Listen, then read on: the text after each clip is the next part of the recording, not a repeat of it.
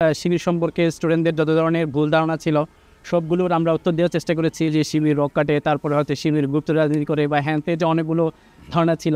Rock কাটার বিষয় আসলে কি রক কাটেন আপনারা? 1924 গণ অভ্যুত্থানের আমি সাংবাদিক হিসেবে বস্তুনিষ্ঠ সংবাদ পরিবেশনের মাধ্যমে ভূমিকা রেখেছি। শিক্ষার্থীদের অধিকার আদায়ের মতো কোনো ধরনের কার্যক্রম আমরা দেখি নাই। আমরা প্রশ্ন করব আরিফুজ্জামান উজ্জ্বল আপনাকে দিয়েই। উজ্জ্বল, আমরা জেনেছি আপনার একটা বড় পরিচয়, আপনি ক্যাম্পাসে দীর্ঘদিন ধরে সাংবাদিকতা করেছেন।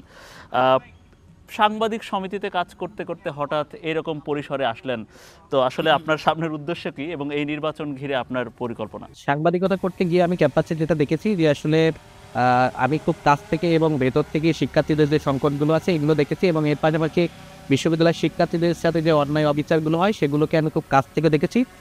সেই জায়গা থেকে আমার নিজের ব্যক্তিগতভাবে মনে হয়েছে যে এই সংকটগুলো সমাধানের জন্য এবং এই অন্যায় অবিচার যদি আমরা থামাতে চাই সেজন্য হচ্ছে আমাদের একদম মাঠ পর্যায়ে কাজ করতে হবে, এবং সেটা হতে পারে রাজনৈতিক প্ল্যাটফর্ম যেখান থেকে আসলে শিক্ষার্থীদের এই সংকটগুলো নিয়ে কাজ করা সম্ভব এবং মাঠে আন্দোলনের মাধ্যমে এই দাবি দাওয়াগুলো পূরণ করা সম্ভব।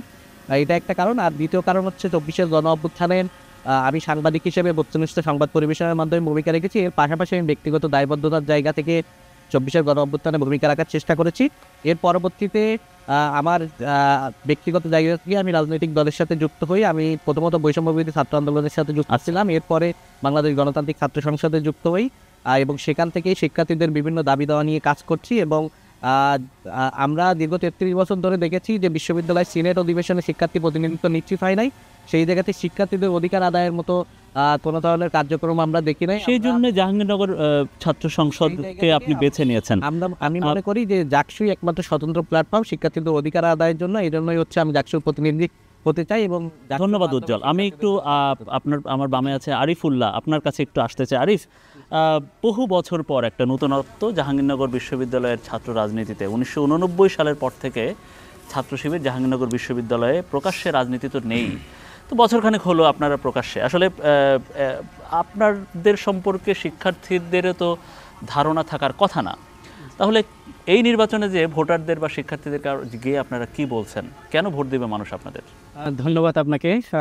আপনারা অবশ্যই জানেন যে সেই 1989 সাল থেকে আমাদেরকে এই ক্যাম্পাসে প্রকাশ্যে কোনো কার্যক্রম করতে দেওয়া হয়নি, এবং হচ্ছে আমরা নাকি আপনারা আসেননি, দেওয়া হয়নি না আপনারা আসেন? আমরা এসেছি সেই 1989 এর পরে হচ্ছে আমরা সেই 1993 1994 এসেছি। সেই সময় হচ্ছে আমাদের কিছু ভাইদের অলরেডি ছাত্রত্ব বাতিল হয়েছে। আচ্ছা, ঠিক আছে। তো আমরা যখন 5ই আগস্টের পরে যখন আমরা পরিস্থিতি একটু স্বাভাবিক হলো, স্বৈরাচারকে বিদায়ের পরে হচ্ছে যখন আমরা ক্যাম্পাসে প্রকাশ্যে কার্যক্রম করা শুরু করেছি, তখনই হচ্ছে আমরা সর্বপ্রথম আমাদেরকে জানার জন্য আমরা স্টুডেন্টদের মাঝে অনেকগুলো আমরা প্রোগ্রাম দিয়েছি।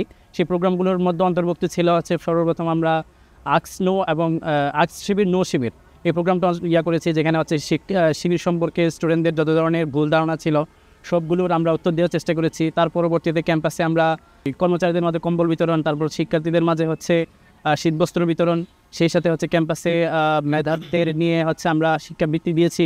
তারপর হচ্ছে ক্যাম্পাসে হেলথ ক্যাম্পের আয়োজন করেছিলাম।